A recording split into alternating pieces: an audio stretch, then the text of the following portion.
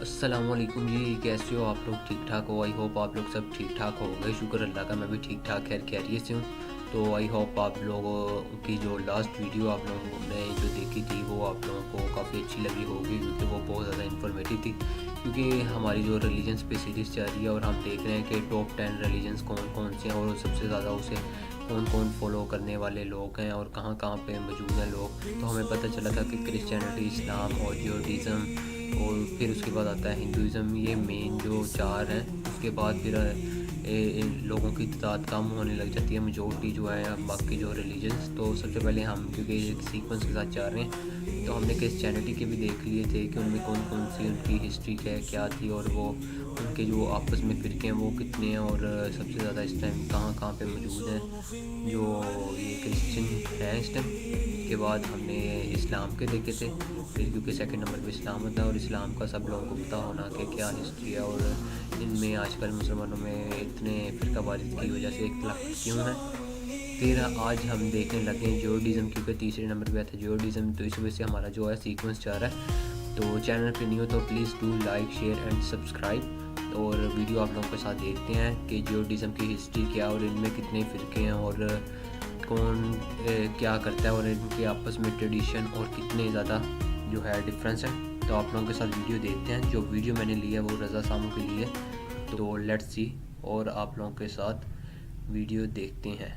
ये एक यहूदी साजिश है। ये तो बहुत दफा आपने ये सुना तो होगा। वाकई तो भाई कौन है यहूदी, बहुत कौन दफा है सुना। बनी इसराइल, कौन है जूस और क्या है जुडेज़म। आज हम इस वीडियो में जानेंगे कौन है हिस्ट्री जूस और ऑफ कौन है? जुडेज़म। जुडेज़म भी एक अब्राहमिक रिलीजन है, यानी कि इसकी बेशक। शुरुआत भी हजरत इब्राहिम अलैहिस्सलाम से ही इब्राहिम हुई। अलैहिस्सलाम आज से से ही थी। 2000 BCE पहले खुदा ने हजरत इब्राहिम से वादा किया कि तुम्हारी जो जनरेशन होगी उसको मैं एक ग्रेट नेशन बनाऊंगा, तुम्हारी पीढ़ी एक अजीम कौम बनेगी। तो इसलिए अपना सफर शुरू करो, और जो कि अब के जमाने का इराक है, वहाँ से सफर शुरू करो और जाओ कनान। हजरत इब्राहिम अलैहिस्सलाम के बेटे थे हजरत इसाक अलैहिस्सलाम, उनके बेटे थे याकूब अलैहिस्सलाम, और याकूब अलैहिस्सलाम के थे 12 बेटे, जो जूइश 12 ट्राइब्स भी हैं, और इन्हीं को ही बनी इसराइल कहा जाता है। मतलब यार आप लोगों को मैं यहाँ पे बताता चलूँ कि अभी हमें पता चला है कि जो है जो यहूदी है उसमें 12 ट्राइब्स हैं, मतलब 12 उनके जो हैं फ़िरके हैं और इसी को कहते हैं बनी इसराइल। तो ये आज बात पता चली है क्योंकि हमें इससे पहले नहीं था पता कि जो यहूदी हैं कितने किस्म के हैं और ये कहाँ कहाँ पे मौजूद है और क्या है। याकूब का दूसरा नाम इसराइल भी था, यानी याकूब के बेटे इसराइल के बेटे बनी इसराइल। अब उन 12 बेटों में एक बेटे हजरत यूसुफ अलैहिस्सलाम भी थे, और वो मशहूर वाकया तो आपने सुना ही होगा कि हजरत यूसुफ के जो भाई थे वो उनसे बड़े जेलस हुआ करते थे। हजरत यूसुफ को उन्होंने कुएं में भी गिरा दिया था और एक मर्चेंट को सेल भी कर दिया था, और वो बायर हजरत यूसुफ अलैहिस्सलाम को ले गए इजिप्ट ले गए थे। अब क्योंकि हजरत यूसुफ अलैहिस्सलाम कोई आम आदमी तो थे नहीं, उनके पास से खुदा की तरफ से दिया गया मिरेकल था कि वो ख्वाबों की ताबीर भी करते थे। तो उन्होंने फिरौन की हुकूमत को बताया कि 7 साल ऐसे आएंगे जिसमें बड़ी खुशहाली होगी, लेकिन उसके बाद जो 7 साल आएंगे वो भूखमरी के होंगे, यानी कि बहुत बड़ा फेमिन आएगा। इसलिए उस दौर के फिरौन ने नेसेसरी इक़दाम उठा के अपनी कौम को उस भूखमरी से बचा लिया। लेकिन ये भूखमरी जब कनान पहुंची तो हजरत यूसुफ अलैहिस्सलाम के जो बाकी भाई थे वो वहां से माइग्रेट करके सीधा आए इजिप्ट। वहां जब वो हजरत यूसुफ से मिले तो हजरत यूसुफ ने उनको बताया कि मैं वही भाई हूँ जिसको तुम लोगों ने सेल कर दिया था। उन भाइयों को हजरत यूसुफ ने माफ कर दिया और अपने वालिद हजरत याकूब अलैहिस्सलाम को भी पैगाम भेजा कि आप भी इजिप्ट आ जाए। इसी तरह बनी इसराइल के लोगों को मिस्र में एक जगह मिल गई गोशन, जहाँ पे वो रहने लग गए। बनी इसराइल को जगह मिल गई गोशन, जहाँ पे फिर वो रहने लग गए थे। ठीक है यार, अच्छी इन्फॉर्मेशन है। 4 सदियां गुजर चुकी हैं और बनी इसराइल की आबादी भी बहुत बढ़ चुकी है, और अब के दौर का जो फिरौन है फेरो रामेसेस II, वो नहीं जानता याकूब कौन है। उसने हुक्म दे दिया कि बनी इसराइल के जितने भी लड़के पैदा होते हैं उनको कत्ल कर दो। इनकी आबादी बहुत ज्यादा बढ़ रही है, इनको काम काज पे लगाओ, उनकी आबादी को बढ़ने से किसी तरह रोक लो। 13th सेंचुरी BCE यहाँ पे उभरता है एक और लीडर, 13th सेंचुरी, मूसा अलैहिस्सलाम। तो खुदा हजरत मूसा को चुनते हैं और उनको ये ड्यूटी देते हैं कि वो बनी इसराइल के लोगों को आजाद करें, फिरौन की इस जुल्म भरी हुकूमत से उनको आजाद करें और उनको ले जाएं वापस कनान। तौरा और हिब्रू बाइबल के मुताबिक कनान की जमीन एक प्रॉमिस्ड लैंड है जूस को। और फिर आपने वो मशहूर वाकया सुना ही होगा कि हजरत मूसा अलैहिस्सलाम ने अपनी लाठी से दरिया के 2 टुकड़े किए, अपने लश्कर को वो ले गए, लेकिन बाद में जब फिरौन आया तो उसका लश्कर डूब गया। अब تو یار یہ آپ لوگوں کو میں بتاتا چلوں کہ یہ سب سے زیادہ مشہور واقعہ حضرت موسیٰ علیہ السلام سے جڑا ہوا ہے، اور اس بیان میں ہمیں بہت زیادہ جو ہے نا اللہ تعالیٰ پہ توکل کرنے کا اور اللہ تعالیٰ پہ بلیو کرنے کا. جو ایک سچا مسلمان ہے وہ جانتا ہے کہ مطلب ہم جب اللہ پہ بلیو کرتے ہیں تو بہت ہی پختہ ہو کے، بہت ہی یہ انرجیٹک ہو کے کرتے ہیں، کہ یہ نہیں کہ مطلب ہم ڈاؤٹلی کرتے ہیں کوئی توکل، کیونکہ اگر وہ جو ڈاؤٹلی کرتے ہیں پھر وہ شیطان والا ہوتا ہے، تو اسی وجہ سے شیطان ڈوب گیا تھا. لیکن حضرت موسیٰ علیہ السلام کو پتہ تھا کہ وہ جو اللہ تعالیٰ ہیں وہ ضرور ان کے لیے رستہ کھول دیں گے دریا سے گزرنے کا. تو اگر آپ لوگوں کو ویڈیو اچھی لگ رہی ہے تو please do like, share and subscribe. باقی ویڈیو آپ لوگوں کے ساتھ دیکھتے ہیں. اس سارے واقعے کو ایکسڈس کہتے ہیں. دوران سفر حضرت موسیٰ علیہ السلام ماؤنٹ سینائی پہ چڑھ جاتے ہیں، جس کو جبل طور بھی کہتے ہیں، اور وہاں پہ ان کو ملتی ہیں 10 کمانڈمنٹس، اور وہی جوش ریلیجن کے فنڈامنٹل لاز بنتے ہیں. موسیٰ کے لوگ 40 سال بیچ میں آئے ہوئے اس ریگستان پر رہتے ہیں. حضرت موسیٰ علیہ السلام اسی دوران اس دنیا سے چلے جاتے ہیں، لیکن ان کے سکسیسر جوشوا اس پوری قوم کو آخرکار کنعان لے کے آتے ہیں. کنعان آنے کے بعد وہ پہلا جو اپنا کنگ بناتے ہیں وہ ہے کنگ ڈیوڈ، جس کو حضرت داؤد علیہ السلام بھی کہا جاتا ہے، اور انہوں نے ہی یروشلم کو کیپٹل سٹی بنایا. حضرت داؤد علیہ السلام کے بعد جب ان کے بیٹے حضرت سلیمان علیہ السلام آئے تو 960 BCE میں انہوں نے پہلا ٹیمپل بنوایا. اب جوش لوگوں کی عبادت کی جو جگہ تھی وہ سینٹرلائزڈ ہو گئی. لیکن حضرت سلیمان بھی جب اس دنیا سے چلے گئے تو ان کے جانے کے بعد اس کنگڈم کے 2 ٹکڑے ہو گئے، northern kingdom of Israel and southern kingdom of Judah. اب جب سلطنت 2 ٹکڑوں میں ہو گئی تو ظاہر ہے وہ کمزور ہو گئی، اور ایک کمزور سلطنت بہت آرام سے شکار بن جاتی ہے کسی بیرونی طاقت کا. ایسا ہی ہوا جب 586 BCE میں Babylonian umpire I. Kingdom of جوڈا کو فتح کرنے کے بعد انہوں نے پہلا کام یہ کیا کہ انہوں نے فرسٹ ٹیمپل کو ڈسٹروائے کر دیا، اور وہاں جو رہ رہے جوز تھے ان کو جلا وطن کر دیا بیبلون کی طرف. اب جوز کے لیے ایک سینٹر آف ورشپ تو ختم ہو گیا کیونکہ ٹیمپل ہی ٹوٹ گیا، تو پھر انہوں نے سینگوگز بنانا شروع کیے. جب انہوں نے کہا کہ اب بجائے کہ ایک جگہ رخ کر کے ہم عبادت کریں، ایک سینٹرلائز جگہ ہو، وہ تو رہی نہیں، ٹیمپل نہیں رہا، تو ڈفرنٹ لوکیشنز پہ سینگوگز بناتے ہیں اور وہیں پہ کمیونلی پرے کرتے ہیں، وہیں پہ تورا کو پڑھتے ہیں. بیسیکلی جیسے مسلمانوں کی مسجدیں ہوتی ہیں ڈفرنٹ لوکیشنز پہ، اسی طرح انہوں نے اپنے سینگوگز بنا کے عبادت کرنا شروع کر دی. لیکن آپ کو تو پتہ ہے طاقت ہمیشہ یار یہ میں آپ لوگوں سے پوچھنا چاہتا ہوں یہ سینگوگز کے بارے میں، جس کے بارے میں یہ رضا صاحب بات کریں، مجھے سمجھ نہیں آئی. پلیز آپ لوگ کمنٹس میں اس کے بارے میں تھوڑا سا بتا دو گے مجھے، تو کیونکہ مجھے اس چیز کی سمجھ نہیں آئی، تو کمنٹس میں ضرور بتانا اس کے بارے میں، سینگوگز کے بارے میں.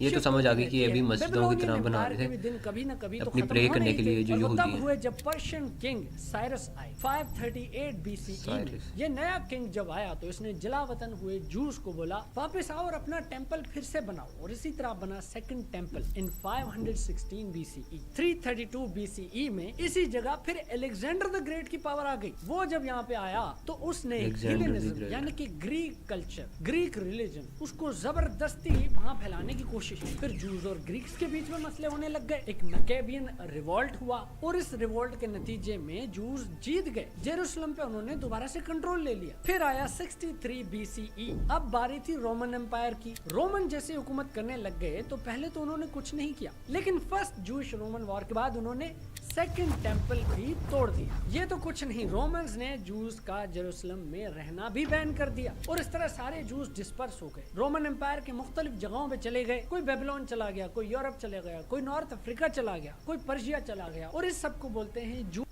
یار یہ بیبلون یہ کون سی جگہ ہے، اس کے بارے میں تھوڑا سا بتانا مجھے کمنٹس میں. بیبلون ڈائیوسپورا بیسیکلی مختلف ملکوں میں جا کے وہاں کی مائنورٹیز بن کے رہ گئے تھے. اب بار بار ٹیمپل بن رہا ہے اور ٹوٹ رہا ہے تو ظاہر ہے بس ہو جاتی ہے. جی ہاں، اور ٹائم آیا ربائنک جوڈیزم کا. ٹیمپل کے ڈسٹرکشنز کے بعد ریلیجس ریچولز پہ فوکس کرنے کے بجائے وہ اسٹڈی پہ فوکس کرنے لگے، پریئر پہ فوکس کرنے لگے، اور جوش لاز کو اپنی زندگی میں کیسے لے کے آنا ہے اس چیز پہ فوکس کرنے لگے. یعنی سمجھ لو وہ ریلیجس سے زیادہ تھوڑے پریکٹیکل ہو گئے. پھر جوش اسکالرز نے 2 بڑی اہم کتابیں لکھی، ایک مشنا، دوسرا تالمود. ان کتابوں کا مین فوکس تھا جوش لاز، ٹریڈیشنز، جوش فلسفی، اور بیسیکلی جوڈیزم کو اپنی ڈیلی لائف میں کیسے یوز کرنا ہے، یہ ان کتابوں کا مین فوکس تھا. 8th سینچری अब ये टाइम है इस्लाम के गोल्डन एज का। अब्बासी खिलाफत चल रही है और दोस्तों इसी एज के दौरान जूस का स्पेन के अंदर भी गोल्डन एज ही चल रहा है। दोस्तों गोल्डन एज ऑफ इस्लाम ये एक अलग ही टॉपिक है, कभी इस पे भी वीडियो बनाऊंगा। ये वो टाइम था जब सेंटर ऑफ विजडम बगदाद बन चुका था, रिलीजियस टॉलरेंस भी थी, एक रिलेटिव पीस में रह रहे थे सब। इसी जमाने में मुसलमानों के बड़े इंटेलेक्चुअल्स उभर के आए, अल ख्वारिज़मी, इब्न सीना, अल फराबी। इस टाइम पे क्रिश्चियंस और जूस अपना जिजिया पे करते थे, यानी कि टैक्स पे करते थे मुसलमानों को। यार आप लोगों को मैं बताते चलूँ कि वीडियो तो काफ़ी अच्छी लग रही है मुझे, तो प्लीज़ अगर चैनल पे नहीं हो तो लाइक करो, शेयर करो, सब्सक्राइब करो, क्योंकि मैं इस तरह की जो वीडियोस हैं इंफॉर्मेटिव और जो हिस्ट्री है उसके बारे में बनाता रहता हूँ। बाकी आप लोग कमेंट्स में ज़रूर बताना कि अगली किस टॉपिक पे वीडियो है। तो बाकी ये कि वीडियो आप लोगों के साथ देख रहे हैं और काफ़ी ज़्यादा जो है इंफॉर्मेटिव है और काफ़ी इन्फॉर्मेशन देखने को मिल रही है और मज़ा भी आ रहा है। बाकी आप लोग कमेंट्स में ज़रूर बताना। और जो जूस के इंटेलेक्चुअल्स थे, सैमुअल इब्न नगरेला, जूडा हलेवी और ये तो सारे हमारे साइंटिस्ट थे मुसलमानों के इंटेलेक्चुअल्स के साथ भी डिस्कशंस हुआ करती थी। लेकिन क्योंकि आपको पता है कि अच्छे वक्त की बुरी बात यह है कि वो गुजर जाता है और बुरे वक्त की अच्छी बात यह है कि वो गुजर जाता है, तो ये गोल्डन एज भी आखिर खत्म हो गया। अब आ जाते हैं मॉडर्न एरा पे, 18th और 19th सेंचुरी। ये टाइम है जूश एनलाइटमेंट का। इस टाइम पे जूस यूरोप में डिफरेंट जगहों पे रह रहे और यूरोप की सोसाइटी के अंदर वो बड़े अच्छे तरीके से घुलने मिलने लग गए। उन्होंने अब सेकुलर एजुकेशन को अपना लिया है, लेकिन अपनी रिलीजियस आइडेंटिटी को साथ में बरकरार रखते हुए। लेकिन एंटी सेमिटिज्म का जज्बा, यानी जूस से नफरत का जज्बा अभी तक जिंदा है और बहुत जगहों पे जिंदा है। 19th सेंचुरी में एंटी सेमिटिज्म के जज्बात को कैटर करने के लिए, उनसे मुकाबला करने के लिए, उनको काउंटर करने के लिए एक ऑस्ट्रो हंगेरियन जर्नलिस्ट ने, जिसका नाम थियोडर हर्जल था, उसने एक प्रपोजल पेश किया कि क्यों न जूस की एक अलग स्टेट होनी चाहिए, एक अलग उनका मुल्क होना चाहिए और वो मुल्क कहीं फलस्तीन में ही होना चाहिए। अब सेकंड वर्ल्ड वॉर में जब नाजी जर्मनी ने हिटलर की हुकूमत में 6 मिलियन जूस को मार दिया, तो फिर ज़ायनिज़्म को इंटरनेशनल सपोर्ट भी मिल गई कि हाँ भाई ये तो दुनिया भर में जलील हो रहे हैं, मर रहे हैं, तो हाँ ठीक है, इनको जूस एक स्टेट बना के दे दो। लेकिन दोस्तों इससे पहले हम थोड़ा सा पीछे जाके वर्ल्ड वॉर 1 पे जाते हैं और ब्रिटिश की हराम टोपियों को जरा देख लेते हैं। 1915 से लेके 1916 के दरमियान ब्रिटिश अरबों से वादा करते हैं कि अगर आप हमारा साथ दें और ओटोमन एम्पायर के खिलाफ लड़ें तो हम आपको बहुत ज्यादा जमीनें देंगे। हाँ जी, कहाँ देंगे? यहीं कहीं फलस्तीन में। और कब देंगे, कितनी जमीनें देंगे, ये सब एक वेग प्रॉमिस था, जिसको बोलते हैं मैकमहन हुसैन कॉरेस्पॉन्डेंस। अच्छा, अब अरबों से वादा कर लिया कि तुम लोगों को जमीनें दे देंगे। ठीक 1 साल बाद 1917 में ये यहूदियों को भी यही बोलते हैं कि जी हाँ, आपकी तो बिल्कुल एक जूश स्टेट होनी चाहिए और यहीं कहीं फलस्तीन में ही होनी चाहिए। और उस वादे का नाम था the बेल्फर declaration. Point to be noted कि यहाँ पे जो पहले अरब रहते थे उनसे कंसल्ट नहीं किया गया। खैर भाई, कर खुरा के 1947 का टाइम आता है, ये लोग यूएन को बोलते हैं कि भाई एक नक्शा बना के दो, इनको यहाँ पे सेटल करना है। यूएन ने जो नक्शा बना के दिया उसके हिसाब से 55% जमीन जाती थी जूस को और 45% जमीन जाती थी अरबों को, वहाँ जो मुसलमान अरब थे। जाहिर है उन्होंने बोला भाई एक तो हमारी जमीन और वो भी हमें कम दे रहे हो और उनको ज्यादा दे रहे हो, ये तो नहीं होगा। और फिर हो गई जंगें शुरू। 1947 के उस नक्शे के बाद आज तक 77 ईयर्स गुजर चुके हैं और ये कॉन्फ्लिक्ट हल नहीं हो रहा। कितनी जंगें हो गई, कितने लोग मर गए आपके सामने।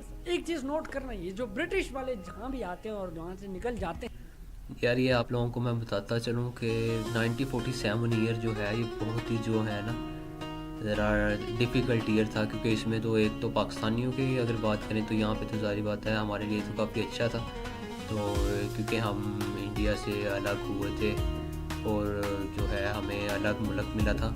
और लेकिन ये दूसरी तरफ ये मुझे आज पता चला है कि जो ये इसराइल और फ़लस्तीन की आपस में जो पार्टीशन हुई थी, जो ये ब्रिटिश ने इन्हें जो अलग अलग जगह दी थी, अलग अलग कंट्रीज दी थी, ये 1947 में दिए थे।